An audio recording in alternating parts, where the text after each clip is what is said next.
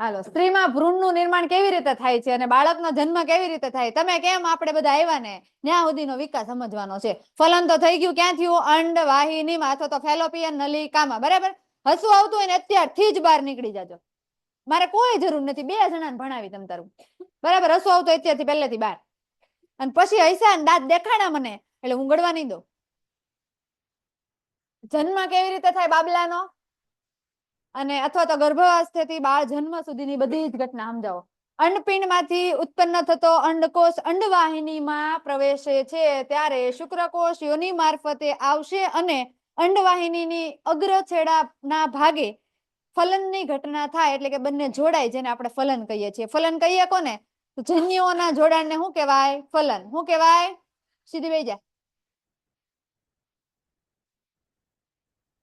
આ ફલન. આ શુક્રકોષ છે. દેખાય બધાને? દોડતા દોડતા આવ્યા ઈ? હા કે ના? શુક્રકોષ દેખાણા? આગળના ભાગે હોય એને શું કહેવાય? શીર્ષ. અને પાછળ હોય એને શું કહેવાય? પૂંછડી. ઓકે. આજે ગોળ ગોળ દેખાય શું છે? અંડકોષ. શું છે? અંડકોષ. તો જાતિ સમાગમ અથવા તો મેથુન ક્રિયા દરમિયાન શુક્રકોષો યોનિમાર્ગમાં દાખલ થાય છે. બોર્ડ અહીંયા છે. શુક્રકોષો યોનિમાર્ગમાં ઉપરની તરફ વહન પામી અંડવાહિનીમાં પહોંચે છે અને અહીં અંડકોષનું શુક્રકોષ વડે ફલન થાય છે. આ શબ્દ મેઇન છે, એ તમારે યાદ રાખવાનો છે કે ફલનની ઘટના અંડવાહિનીમાં થશે. ક્યાં થશે? અંડવાહિનીમાં. બોર્ડ અહીંયા છે. ભાઈ નથી, હું બેન છું. હવે ગર્ભ સ્થાપન અને વિકાસ. આખા ગામને ખબર છે કે માદા પ્રજનન તંત્ર ભણ્યા ત્યારે એક નીચેના ભાગે એટલે કે ઊંધા નાસપતિ આકારનું હતું, એને આપણે ગર્ભાશય કહેતા હતા કે નહીં? ગર્ભાશયનું કામ છે ગર્ભનું સ્થાપન કરવાનું. શું કરવાનું? એટલે કે શરૂઆતના સમયે જયારે ફલન થઈ જાય ને ફલન થઈને જયારે યુગ્મનજ બની જાય અને યુગ્મનજ બનીને પછી ભ્રૂણ બને. શું બને? ભ્રૂણ. અને આ ભ્રૂણનું સ્થાપન એટલે કે આપણે જયારે બન્યા છીએ ત્યારે નાના ભ્રૂણમાંથી બન્યા છીએ. અને એ જે ભ્રૂણ હતું એ સૌથી પહેલા શેમાં સ્થાપિત થયું હતું? ગર્ભાશયમાં. શેમાં? ભ્રૂણ શબ્દનો અર્થ સમજાઈ ગયો? ભ્રૂણ શબ્દનો અર્થ સમજાઈ ગયો? ભ્રૂણ કોને કહેવાય? જયારે યુગ્મનજ બની જાય ને પછી જે બને એને ભ્રૂણ કહેવાય. ફલિત અંડકોષ. ફલિત એટલે કોણ? કે એમાં શુક્રકોષે ફલન કરી નાખ્યું છે એની વાત થાય છે. ફલિત અંડકોષનું વિભાજન શરૂ થાય છે અને કોષના જથ્થા જેવી ગર્ભનું નિર્માણ થાય છે. હવે તમે વિચાર કરો, આ 2 કોષ માત્ર જોડાઈ ગયા અને જોડાઈને યુગ્મનજ બનાવ્યું ને યુગ્મનજ બનાવ્યા પછી આ આખો છે એ ફલિત અંડકોષ છે. અંડકોષમાં મેં તમને કીધું હતું કે અંડકોષનું કદ શુક્રકોષ કરતા મોટું છે અને એ શું કરે છે? તો કે શું કરે છે? શું છે? પોષક દ્રવ્યો સભર છે. એટલે કે જ્યારે એ પોષક દ્રવ્યો સભર એટલા માટે છે કે જ્યારે બંને જોડાશે ત્યારે વૃદ્ધિ માટે થઈને પોષક દ્રવ્ય યુગ્મનજને આપશે. યુગ્મનજ એટલે આખો કોષ જ થયો ને એક મોટો, કે જેમાંથી આપણે બન્યા છીએ. એને પોષક દ્રવ્ય કોણ આપે છે? અંડકોષ આપે છે. બરાબર? તો આ પોષક દ્રવ્ય સભર ને આ યુગ્મનજ કયો કે ફલિતાંડ થયો, એમાંથી ધીમે ધીમે ઘણા બધા કોષ વિભાજન થઈને આવા કેટલા બધા કોષોથી જો નાનું અમથું ટેણિયું બને છે. બને છે. બની નથી ગયું, બને છે. જો હવે આ કોષ વિભાજન એટલે ઘણા બધા કોષો બનશે ત્યારે એના શરીરનો આકાર આવશે ને. આ શરીરનો આકાર બરાબર નથી. જો હજી આ કેટલા મહિનાનું ગર્ભ લાગે છે? હે? 2 મહિનાનું. 3 મહિનામાં બધા ભાગો દેખાવા માંડે સ્પષ્ટ. આ 2 મહિનાનું. હે? બરાબર ને તનઝીમ? બરાબર. 3 મહિનામાં બધા જ ભાગો સ્પષ્ટ અને વ્યવસ્થિત રીતે દેખાવા માંડે. આ 2 મહિનાનું કે 2.5 મહિનાનું બાબુ છે. અને કોષોના જથ્થા જેવી રચના. ટૂંકમાં અત્યારે આપણને દેખાય કોષના જથ્થા જેવી રચના દેખાય. જો તમે માથું નથી દેખાતું, કાંઈ વસ્તુ દેખાય હરકી નહીં, એક પણ વસ્તુ બરાબર નથી દેખાતી. ટૂંકમાં એ કોષનો જથ્થો પડ્યો છે. શાઈન ગાડી હાથ લઈ લે, જાવ એને હાથ નો નાખતો, સીધો વ્યવસ્થિત બે. કેમ કે તારું ભણવામાં ધ્યાન નથી, મને પાકી ખબર છે. તારા હમ તંબુરો છે ભણવામાં. મારા હાટુ ક્યાં, તમારા હાટુ કેમ ભણવા આવું? કે બેટા હું તમારી બાઈ હાટુ આવું. અને ગર્ભનું નિર્માણ થાય, જે ગર્ભાશયની અંદર એનું સ્થાપન થાય. ગર્ભાશય ગર્ભધારણ કરવા અને ગર્ભને પોષણ આપવા માટે પ્રત્યેક મહિને ચોક્કસ તૈયારી કરે, આવું આપણે આગળ ભણી ગયા છીએ. ક્યારે ભણી ગયા? ભણી ગયા કે બાકી છે? બાકી છે. આ તો કાંઈ વાંધો નહીં, ભલે બાકી રહ્યું. આ ગર્ભાશય હતું. દર મહિને ચોક્કસ તૈયારી કરે. અહીંયા રુધિર કેશિકાઓ ઓલું હતું ત્યારે મેં તમને શીખવાડ્યું હોય, બાકી એમ કહેતા જ નહીં. નતું કીધું કે આ જાડી દિવાલ છે એ શું છે? પોષક દ્રવ્ય સભર છે, કે જે પૂર્વ તૈયારી કરે કે એને ખબર છે કે અહીંયા ગર્ભ આવશે તો એને પોષણ કોણ આપશે? કેમ કે આ ભાઈ પાસે હાથ પગ નાક કાન થોડું હોય, કઈ હોય? એ પોતે ખાઈએ કે નહીં, તો એની પાસે ન હોય કાંઈ, એટલા માટે થઈને એને પોષણ આપવા માટે આ ફરતી દિવાલ હોય. અને એ પૂર્વ તૈયારી કરી નાખે દર મહિને 28 દિવસે પૂર્વ તૈયારી થઈ ગઈ હોય કે આ ફરતી દિવાલ છે જાડી બની જાય, જ્યારે ગર્ભ આવે ત્યારે એને પોષણ આપવા માટે સક્ષમ બને. અને પ્રત્યેક મહિને ચોક્કસ તૈયારી કરે ને ગર્ભાશયના અંત આવરણમાં ગર્ભનું સ્થાપન થાય છે અને અહીં ગર્ભ સતત વૃદ્ધિ પામીને ભ્રૂણ વિકાસ પૂરો પાડે છે. ગર્ભ સતત વિકાસ પામે, ધીમે ધીમે ધીમે ધીમે ગર્ભ કેવો થતો જશે? મોટો. કેમ કે ભ્રૂણ છે એ મોટું થાય એમ ગર્ભ કેવો થાય? સોરી, ભ્રૂણમાંથી જ ગર્ભમાં રૂપાંતરણ થયું છે. ગર્ભ જેમ જેમ મોટો થાય એમ ગર્ભાશય પણ કેવું થશે? મોટું થશે. અને આમ ગર્ભાશયનું અંત આવરણ જાડું બને છે. ધીમે ધીમે એ પેલા હાવ પતલું હોય, પછી ધીમે ધીમે જાડું બનશે, કારણ કે એ ઘણા બધા શું કરે છે? આ લખે છે. કારણ કે અંત આવરણ જાડું એટલે બને કે તમે વિચાર કરો, જ્યારે બાળક જન્મે ત્યારે એનું વજન કેટલા કિલો હોય ખબર છે કોઈને અંદાજે?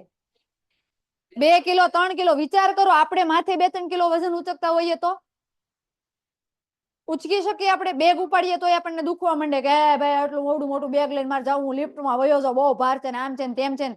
હવે મમ્મી વિચાર કરો, મમ્મી આપણને 2-2 અઢી કિલા, અમુક અમુક તો 3-3 કિલાના એને મમ્મીએ 9 મહિનામાં હાંચવા. એમ હાલો, પેલા એટલો વજન નહોતો, પણ ધીમે ધીમે ધીમે ધીમે 6 કે 7 મહિનાથી તો વજન ફૂલ વધવા માંડે અને 9 મહિના સુધી મમ્મી હાંચવા. વિચાર કરો, એના સ્નાયુઓ, એનું ગર્ભાશય, એમાં આપણને હાંચવા 3-3 મહિના. અને ઈ 3 મહિના ઓલા 9 મહિના હાંચવા ને ઈ 3 કિલાનું ગર્ભ, એટલે વિચાર તો કરો 3 મહિના એમના આપણે ઓલા 3 કિલાના આપણે માથે વજન લાગે. મમ્મીને લાગતું હોય તો કેવું થતું હોય કયો તો? તોય છગના વાવા પાકે, અવડા ને ડાટા કાઢે એવા.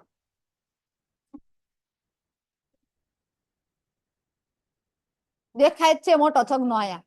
એનું ધ્યાન આમાં નથી, એનું ધ્યાન આયા છે. ઈ જોવે છે. પણ એ જોકે ઈ જોતો હોય આમ ને લાગે મને આમ કે ફોલ્ટ છે થોડો. કા બેટા? અંત આવરણ જાડું હું કામ બને ખબર પડી ગઈ બધાને? સુઝાન? ઓકે. અને ગર્ભધારણ દરમિયાન ભ્રૂણના પોષણ માટે રુધિર પુરવઠા સભર બને છે. એટલે ફરતી બાજુ રુધિર હોય. તમને ખબર, બાળકને પોષણ છે ને મમ્મીના રુધિરમાંથી જ મળે છે. અને આ જે અંદરની દિવાલ જે જાડી બની ને રુધિરથી જ બની હતી. સમજાણું? એટલે રુધિર છે એક પ્રકારની શું છે? ઉર્જા છે, એનર્જી છે, જે બાળકને મળે છે. અને શેનાથી મળે છે? જેનું નામ છે જરાયું. જરાયું 2024માં પૂછાઈ ગયેલો પ્રશ્ન છે, 2 માર્કમાં. દેખાણું? જરાયું. જો હવે ટેણીયું બરાબર દેખાય. 3 યુનિટ ટેણીયું 3 મહિનાનું. હજી આ 3 મહિના, આ 3 મહિનાનું તો છે જ. 3 મહિનાથી થોડુંક વધી ગયું. આને બહુ ખબર પડે.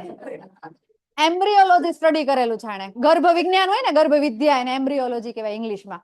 ગર્ભ વિજ્ઞાનની આખી બુક આવે.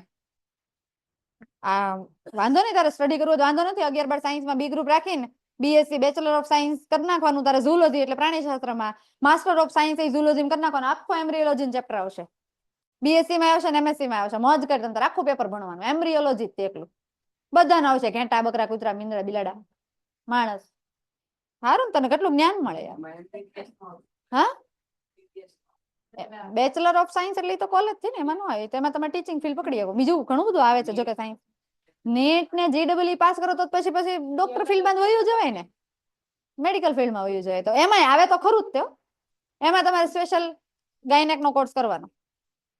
પણ ટેણીઓ ખબર પડી જાય. તું જોવે ને આ આટલા મહિનાનું મેમ પાકું. પછી હું આવી, પછી તું કેજે તું માની લઈ.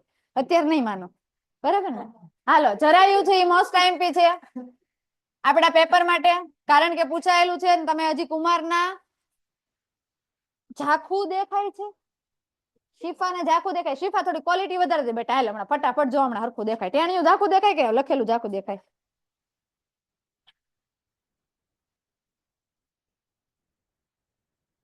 એ ટેણા જો અહીંયા. માતાના રુધિરમાંથી ગર્ભને પોષણ એક રકાબી જેવી. હવે જો વિચાર કરો તમે, ગર્ભે પૂર્વ તૈયારી કરી નાખી. ગર્ભની જેમ જેમ વૃદ્ધિ થતી ગઈ, તમે વિચાર કરો, ઓલા ગર્ભની અંદરના ભાગે મેં તમને કીધું કે રુધિર જેવી રચના છે. એ કઈ હું 9 મહિના સુધી પોષણ આપશે ને? આટલું બધું કઈ રુધિર જામ્યું છે ત્યાં? હે, આપણને કોઈ 9 મહિના સુધી આપણા ઘરે ખાવાનું ભેગું કરી શકીએ આપણે? કોણ એવું બોલે છે? આ જ ને.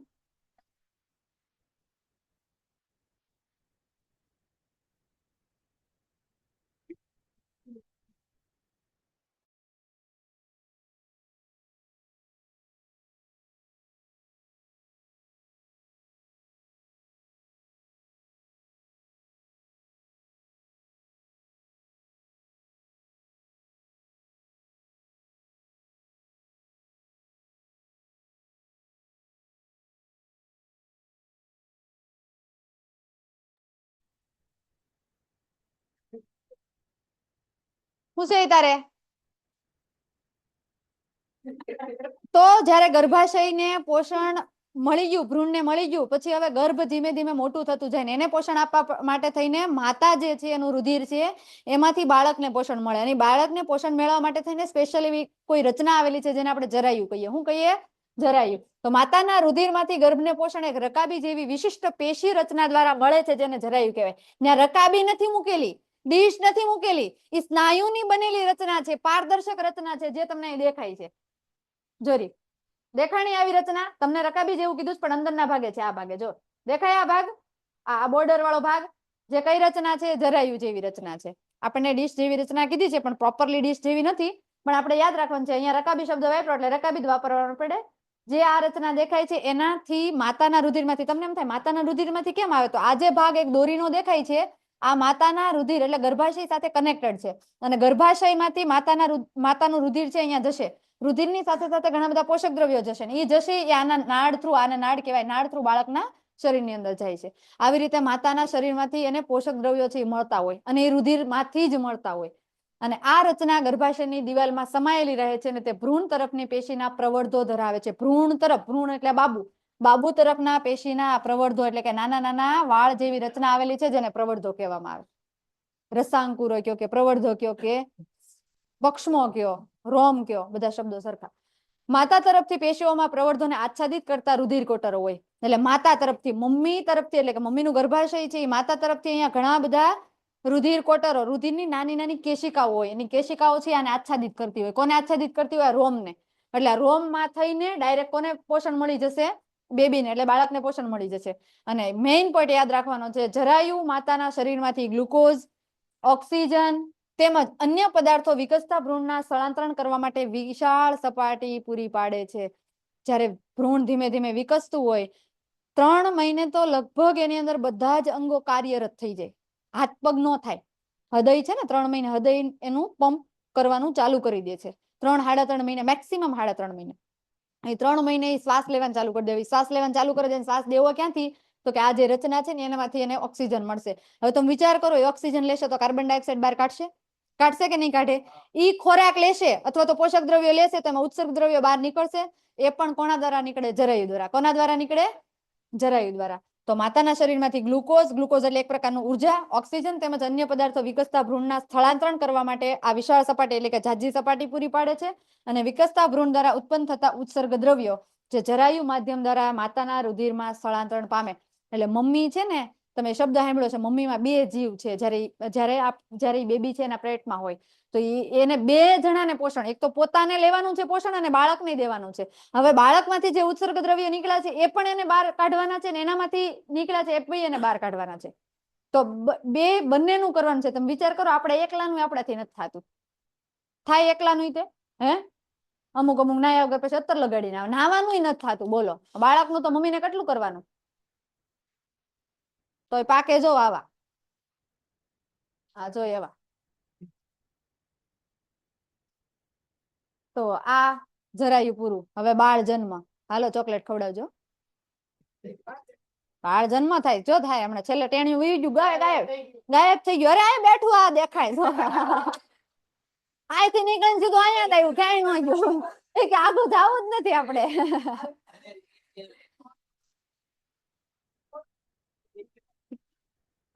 બહુ વૃદ્ધિ. એકચ્યુઅલી એમાં એવું છે કે આધુનિક યુગનું એટલે કે કળિયુગનું ટેણિયું આવતા વેત. હા હાલો તો પેન્ટેડ વાળા બાળ જન્મ થઈ રહ્યો છે, તમે બધા આવી જાઓ. હા, માતાના શરીરમાં ભ્રૂણને, બસ હવે એ તો બધું બોલે. માતાના શરીરમાં ભ્રૂણને વિકસિત થવા માટે લગભગ કેટલા મહિના જોવે? આખા ગામને ખબર છે. કોને નહોતી ખબર એ કયો તો મને? ખબર જ હોય ને કે આપણે જ 9 મહિને આવ્યા. ખબર હોય કે ન હોય? અરમાન ભાઈ દિવાલ નો પાડ દે તો બળ કરી કરીને વાહેથી. 1 માર્કમાં પ્રશ્ન પૂછાય, ગર્ભાશયની પેશીઓમાં લયબદ્ધ સંકોચનથી નવજાત શિશુ છે એનો બાળ જન્મ થાય છે. લયબદ્ધ સંકોચન એટલે સંકોચન શિથિલન. સંકોચન જેમ આપણું હૃદય છે એ લયબદ્ધ ચાલે છે એવી જ રીતે ગર્ભાશય જ્યારે એટલે કે બાળક જ્યારે જન્મવાનું હોય ત્યારે માતાનું ગર્ભાશય છે એની અંદર લયબદ્ધ સંકોચન ચાલુ થઈ જાય. અને સંકોચન ચાલુ થઈ લયબદ્ધ સંકોચન શિથિલન સતત ચાલુ થાય ને એના પછી શું થાય? બાળ જન્મ. જો પેલા ટેણિયું છે, આ માતાના ગર્ભાશય એટલે કે આ જે જરાયું છે એની સાથે નાળ જોડાયેલી છે, ને આ જે બાળક છે ને ટેણિયું એના ડૂટી સાથે જોડાયેલી હોય. જો છે જોડાયેલી, અહીંયા જોડાયેલી હોય. આ ટેણિયું ધીમે ધીમે જો પેલા માથું બહાર આવે, ખબર પડી ગઈ ને બધાને? ડોક્ટર બની ગયા લે અડધા. જો અહીંથી ટેણિયું ધીમે ધીમે બહાર આવે, બહાર આવીને જો બેસી ગયું.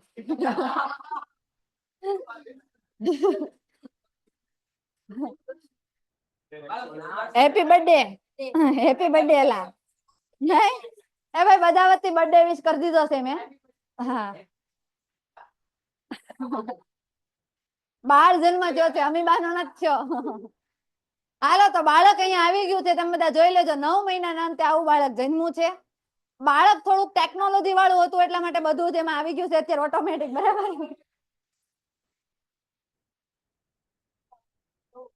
તો ભલે ને કે તને ક્યાં ઓળખે એમ નહીં. આને પણ હાથે કરીને જન્મવું છે, બોલો. એ કે ઓલા બધાને સમજાવો. તમને રુદ્ર બાળકને જોયા જેવું નથી, કેમ કે અત્યારે ઈ છે ને આરામની સ્થિતિમાં છે. બાળકને પછી અત્યારે રડે છે. આ અયાનના ઘરે છે ને રડે છે. હાલો તો બાળ જન્મ થઈ ગયો. કોઈને કઈ ડાઉટ બિંદુ?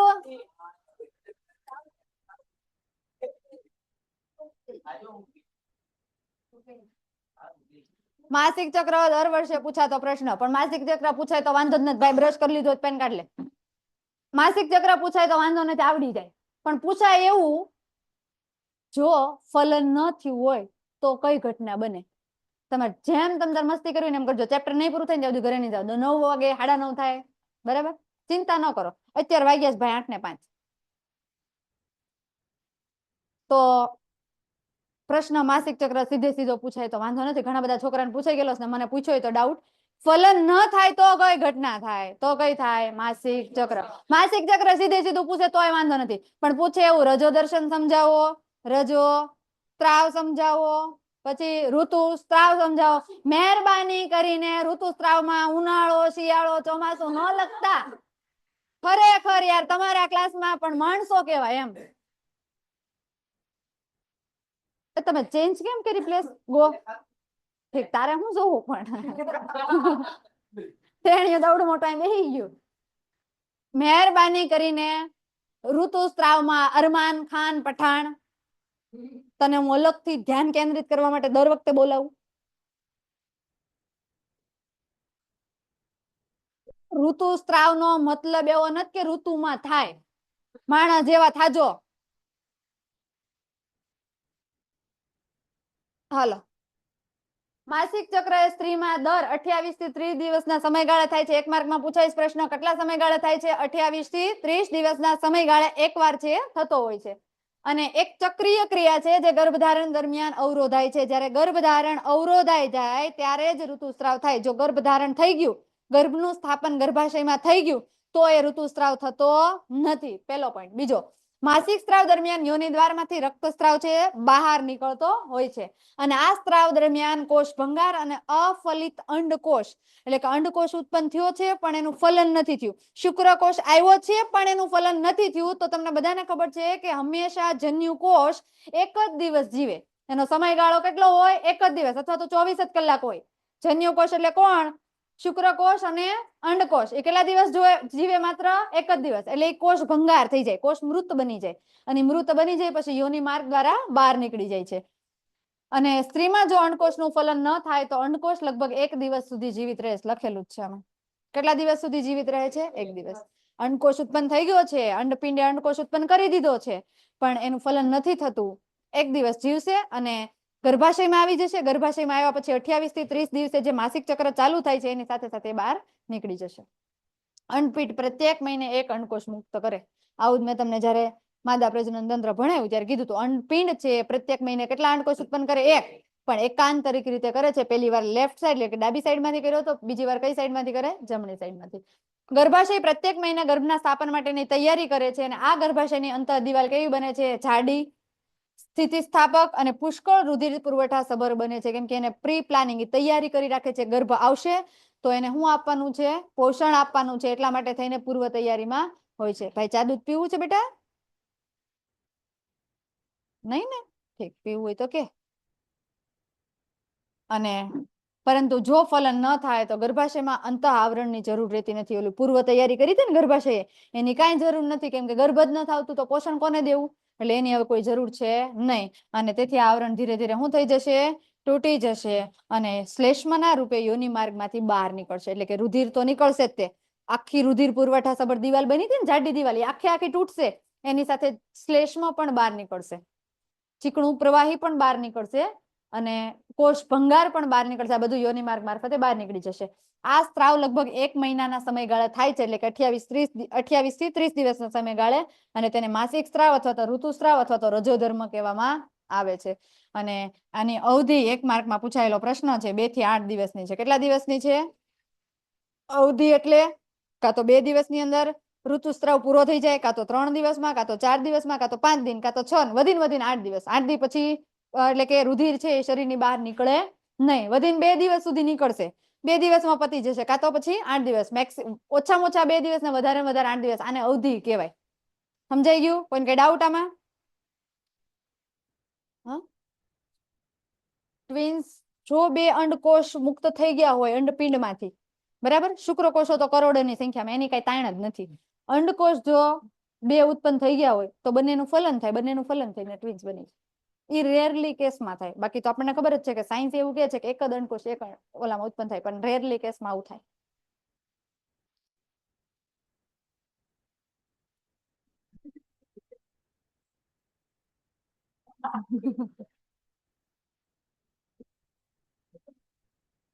મને ખબર હોય ને અમુક ના, એટલે એના મોઢા છે ને ત્યાં ખબર પડી જાય ધ્યાન ક્યાં છે. ફિઝિક્સ નું હમણાં એક ચેપ્ટર આવશે તમારે, લેન્સ વાળું, કાં તો આવી ગયું છે, આપણે આવી ગયું ને. હા, ઓલી બેન આમ જોતી હતી ને તો બધાનું નામ બેન ઉપર જ હતું, લેન્સ ના પાવર ઉપર નહોતું, એ બેન ઉપર હતું. કે બેન હું કરે? હાલો, લૈંગિક પરિપક્વતા સંદર્ભે તરુણો અથવા તો વ્યક્તિઓ પર હું દબાણ હોય? જો ભાઈ, તારા પર કેવા કેવા દબાણ આવે છે ને, એવું આ કે છે. લગ્ન થઈ જાય તોય દબાણ, ને ન થાય તોય દબાણ. જોજો હમણાં તમને લાગુ પડતો મેઇન પોઈન્ટ છે. લૈંગિક કે જાતિ પરિપક્વતા, અત્યારનું આ બાળક છે, બરાબર, આ તો જે જન્મ જ છે એને કઈ ન કહેવાય. તો ઉડે ભાઈ ક્યારેક ક્યારેક, સારું સ્થૂક જ ઉડે, ને એમાં ત્યાં ઉડે તો ભાઈ ઉડી જાય. બરાબર ને? તો જયારે લૈંગિક પરિપક્વતા થાય ત્યારે તરુણો ઉપર વિવિધ પ્રકારના દબાણ આવે. તમારા આ બધા ટોપિક લખેલા છે તમારી બુકમાં, પણ ક્યારેય પ્રશ્ન પૂછાણો નથી, પણ પૂછાય તો જોઈ લો કેવા કેવા દબાણ તમારા ઉપર હોઈ શકે. બરાબર? કઈ બોલે ઈ વચ્ચે વચ્ચેથી વ્યક્તિ ઈચ્છતી હોય કે ન ઈચ્છતી હોય, બરાબર, તો પણ એના મિત્રો દ્વારા, જો શબ્દ કેટલો સરસ છે, મિત્રો દ્વારા ચોક્કસ પ્રવૃત્તિમાં ભાગ લેવાનું દબાણ કરવામાં આવે. હવે ચોક્કસ પ્રવૃત્તિ તમને બધાને ખબર છે, અરમાન ખાન ને એકને નથી ખબર, બાકી તમને બધાને ખબર છે. બરાબર? વિવાહ, શાદી તેમજ સંતાનોક્તિ માટે પારિવારિક દબાણ હોઈ શકે. ભાઈ લગ્ન થયા પછીની વાત છે હો. જો લગ્ન થઈ જાય પછી 2-3 વર્ષ થાય પછી મમ્મી પૂછે, ભાઈ હવે ક્યારે ટેણીયું રમાડવું અમારે? બિચારો ખબર હોય કે મારે પૂરું નથી થતું, મારી બાઈ નું પૂરું નથી થતું, તોય મમ્મી રોજ પૂછે. મહિનામાં એકાદ વાર તો બધા બેઠા હોય ત્યારે વાત થાય જ તે કે અયાન હવે મારો ભાઈ, હવે મારો ભાઈ કઈક કર. અયાન મુંજાય કરે. હું એક તો જો એનું પૂરું નથી થતું, એની બાઈના નખરા પૂરા નથી થતા, મેકઅપ ના ખર્ચા પૂરા નથી થતા, એટલું કમાતો ને ટેણીયા ખર્ચા ક્યાં પૂરા કરવા? આ દબાણ આવે. આવે કે ન આવે? ત્યાં પછી ઓલી નસ દોડતી દોડતી આવે બાજુમાંથી, હો જોજો હમણાં શું થાય. બાળ જન્મ અટકાવવા માટે સરકારી સંસ્થાઓની નર્સ બેન આવ્યા, જોવો, એ રેવા દે, અમ દો અમારે દો, બે તે વધારે નહીં. અને આના મમ્મી ઘરે એમ કે લઈ બે જ છે, 3-4 તો કરી કે. અને ઓલી સરકારી સંસ્થા વાળા ના પાડે, નહીં હવે નહીં, એલા વસ્તી વધી જાય, ના પાડે છે, વસ્તી એટલી કરવાની નથી. કેટલું દબાણ જોવો તો. ઘરના એમ કે હજી કર, અને આ એમ કે રેવા દે. બિચારો કેવો મુંજાય. મુંજાય કે ન મુંજાય? આ તો કેજો મુંજાય ને. જો શાહીન ને ખબર છે, કેમ કે વીતી ગઈ હોય ને એના ઉપર. તો લૈંગિક પરિપક્વતા સમયે એક ક્રમિક પ્રક્રિયા છે, એ તો થવાની જ છે. બરાબર? આ ટેણીયું મોટું થઈ ગયું, આ ટેણીયું નાનું છે પણ મોટું થશે ત્યારે એનામાં એવા દબાણો આવશે બે બાજુથી. બરાબર ને? ત્યારે એ એવો અનુભવ કરશે. અને આ સમયે શારીરિક વૃદ્ધિ પણ થતી હોય છે. અમુક પોઈન્ટ છે હાઇલાઇટ કરવાની તમારે જરૂર નથી, હું કરી દઈશ જ્યાં કરવાના હશે ને ત્યાં. ઓકે? અને શારીરિક વૃદ્ધિ પણ થાય છે. શારીરિક વૃદ્ધિ એટલે ક્રમિક પ્રક્રિયા છે. ધીમે ધીમે છગનો છે મોટો થતો જ જાય, ક્રમિક પ્રક્રિયા છે. એને તમે દબાવીને રાખો તો એ મોટો તો થવાનો જ છે. થાય કે ન થાય? કોઈ દી નાનો રહે નહીં ને. આ ભાઈ અત્યારે છે આમ જો માસૂમ બાળક લાગે, તમે 5 વર્ષ પછી મળજો, લ્યો મોટી મોટી મોશું આમ આમ આમ આમ કરતો કરતો આવતો છે તમારી સામે, તમે જોજો. ક્રમિક છે આ પ્રક્રિયા. એ ભાઈ થાય નેચરલ છો બેટા, મુંજામાં. અને તેથી આંશિક સ્વરૂપમાં લૈંગિક પરિપક્વનો અર્થ પ્રજનન ક્રિયા તેમજ ગર્ભધારણ માટે વ્યક્તિનું શરીર અથવા તો મન યોગ્ય થયેલું છે એવું કહી શકાય નહીં. પણ અત્યારે તો એવું નથી થતું, પેલા એવું થતું. પેલા ખબર ને 12 વર્ષે લગ્ન કરાવી દેતા. લૈંગિક પરિપક્વતા શરૂ થાય એટલે છગના પરણે દે, પણ છગનો હજી મેન્ટલી મનથી પ્રજનન ક્રિયા અથવા તો સ્ત્રી છે ગર્ભધારણ માટે યોગ્ય છે એવું માની લેવાનું નથી. એટલા માટે જ આપણે આ છગના લગ્ન 50 વર્ષે કરાવવાના, કેમ કે હજી યોગ્ય નથી એવું બુક વાળાએ કીધું, મેં નહીં.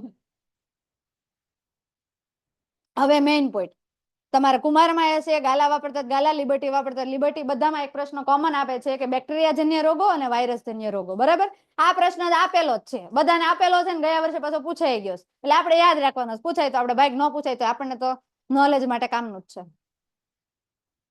જાતિ સમાગમ દરમિયાન સ્ત્રી અને પુરુષ વચ્ચે પ્રગાઢ શારીરિક સંબંધ સ્થાપિત થાય ને જાતિ સમાગમ દ્વારા ઘણા રોગોનું સંક્રમણ થઈ શકે, એટલે એકમાંથી બીજામાં વહન થઈ શકે. અને એના માટે થઈને જીવાણુજન્ય રોગો આપેલા છે ને બીજા આપેલા છે વાયરસજન્ય રોગો. તમારી બુકમાં બધું ફકરામાં કોમન છે, જોઈ લેજો. આમાં ટોપિક અલગ કરીને તમને આપ્યા છે. બેક્ટેરિયા એટલે કે જીવાણુજન્ય રોગો છે, એમાં કોણ કોણ આવશે? સિફિલિસ અને ગોનોરિયા. અને વાયરસજન્ય રોગો છે, એમાં કોણ કોણ આવશે? મસા, HIV, એઇડ્સ રોગ. બરાબર, આ તો બધાને ખબર છે. HIV અને એઇડ્સ ની કોઈ દવા છે નહીં. HIV છે એ વાયરસનું નામ છે, એઇડ્સ છે એ રોગનું નામ છે. HIV virus human immuno virus અને એઇડ્સ છે એ રોગનું નામ છે, એક્વાયર્ડ ઇમ્યુનો ડેફિશિયન્સી સિન્ડ્રોમ. આખો રોગ છે, એની કોઈ દવા છે નહીં. બરાબર, જ્યાં સુધી કોઈ ખાય છે દવા, આ કરે હું તમને એમ થાય દવા નથી, આ કરે હું શરીરમાં જઈને તમારું પાચન તંત્ર જ નબળું પાડી દે. તમારા શરીરમાં કોઈ તમે ખોરાક લ્યો તો એનું પાચન જ ન થાય. પાચન ન થાય એટલે શરીરને ઉર્જા જ ન મળે. ઉર્જા ન મળે તો શરીરનો વિકાસ જ ન થાય. વિકાસ ન થાય એટલે ધીમે ધીમે ધીમે ધીમે તમારું શરીર આખું પતલું થતું જાય. પતલું થતું જાય, એક ટાઈમે માણસ ટપકી જાય. પણ પાચન ક્રિયા એટલે કે જયારે, કોણે કીધું તને એવું? ઉભો થા, ઉભો થા, ઉભો થા. ખરેખર બોલ્યો તો ન તો કહી દે. જો ખરેખર તું ખોટું બોલીશ ને તો હું તને બહુ સારી સર્વિસ આપીશ. તું આમ વયો જા, ભલતન નો દેખાય, વયો જા. તાર નથી જોવું કઈ, વયો જા, વયો જા. બેઠા બાજુ. તું મોટી ઈડીમ્બા જેવો છો ને, મને ખબર છે. તાર બજાર સામું જોવાની જરૂર નથી. અને એની અંદર ધીમે ધીમે પાચન તંત્ર દાખું નબળું પડી જાય. તમે વિચાર કરો, પાચન તંત્ર નબળું પડે તો શરીર નબળું પડે ઓટોમેટિક. એટલે એ રોગના કારણે માણસનું મૃત્યુ જ છે. પછી બીજું એની પાસે કોઈ દવા છે નહીં. જો દવા લે અને સતત ચાલુ રાખે તો કોઈ વાંધો નથી, ઇનાયત હુસેન. બાકી વાંધો છે. જાતિ સમાગમ દરમિયાન નિરોધના ઉપયોગથી અનેક જાતિ રોગો કેટલીક હદ સુધી પ્રસરતા રોકી શકાય છે. આવા ઘણા બધા સાધનો છે કે જેનાથી રોગો રોકી શકાય છે. ને રોગો રોકવા માટે થઈને ઘણા બધા સાધનો છે. ગવર્મેન્ટ એને સહાય પણ આપે છે. માનવ વસ્તી નિયંત્રણની પદ્ધતિઓ અથવા તો કોન્ટ્રાસેપ્ટિવ પદ્ધતિઓ તમને પૂછાય છે. એમાં 3 પ્રકારની પદ્ધતિઓ આપણે ભણવાની છે. પહેલી કઈ પદ્ધતિ છે? યાંત્રિક. બીજી કઈ છે? રાસાયણિક. અને ત્રીજી કઈ છે? શસ્ત્રક્રિયા. ગર્ભધારણની સંભાવના હંમેશા જાતિ સમાગમ દરમિયાન રહેતી હોય ત્યારે ઘણી બધી પદ્ધતિઓ છે ઉપયોગમાં લેવામાં આવે છે. એમાં પહેલી જે આપેલી છે એ યાંત્રિક અવરોધ છે. યાંત્રિક અવરોધ સમજો. નિરોધ અથવા તો યોનિને ઢાંકતા અવરોધના ઉપયોગથી શુક્રકોષોને અંડકોષ પાસે પહોંચતા અટકાવી શકાય છે. હવે બે પહોંચશે નહીં, એનું ફલન નહીં થાય તો પછી ગર્ભ બનવાની કોઈ વાત જ નથી. બરાબર.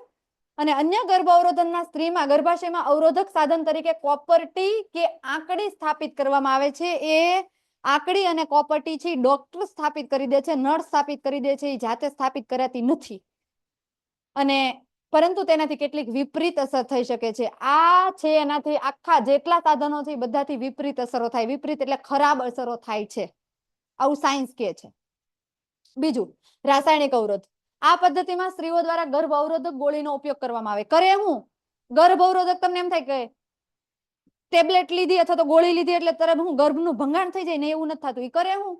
તો કે સ્ત્રીના શરીરમાં જે અંડકોષ ઉત્પન્ન થવા માટે જે અંતઃસ્રાવ છે, કયો છે? ઇસ્ટ્રોજન અને પ્રોજેસ્ટેરોન. આ બેયનું સંતુલન જ ખોરવી નાખે. હવે ઈ બે ઉત્પન્ન નહીં થાય તો અંડકોષ ઉત્પન્ન થશે? અંડકોષ જ ઉત્પન્ન નહીં થાય તો ફલન થશે? પણ ઈ ટેમ્પરરી છે. એને કોઈ સ્ત્રીએ ગોળી લીધી અને સંતુલન ખોરવાઈ ગયું, પણ વારંવાર આ ગોળી લેવાથી આખી જિંદગી માટે સંતુલન ખોરવાઈ જાય અને આખી જિંદગી માટે ક્યારેય માતા ના બની શકે.